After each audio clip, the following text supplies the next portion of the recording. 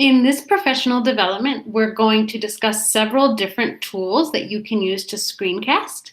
The first is QuickTime, which you saw in the previous video.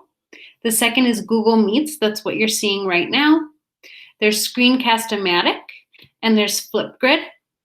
The goal is not for you to learn all of these programs, but after you've learned more about what they are, what their capabilities are, and what they look like, you can choose one to learn that's right for you.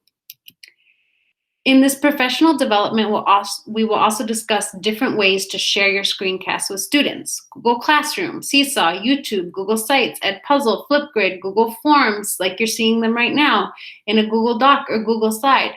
Again, the goal is not for you to learn all of these ways to share your screencasts with students, but after you've experienced some of them in this class that we're taking right now, you can think about which ways you would like to learn.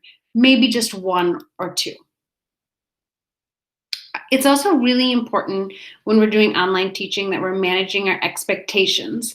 Being realistic that our online teaching is not going to replicate the robust teaching that we're doing in our classrooms. Picking and choosing. We're going to go over a lot of methods for screencasting and a lot of methods for sharing your screencasts.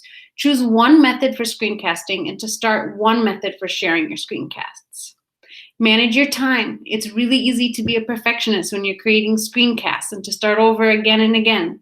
Don't spend hours creating a 30-minute online lesson. You make mistakes when you teach in the classroom and your students are used to that. It's okay.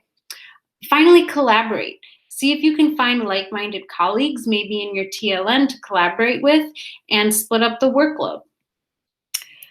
Once you are done watching this video, make sure that you answer these questions in the Google form and then press submit. Once you've pressed submit, click view score.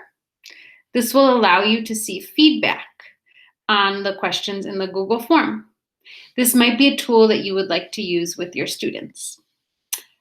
The next part of part 1 is optional, how to use Google Classroom. Only do that if you've never done Google Classroom before. If you're familiar with the program, you can move on to part 2.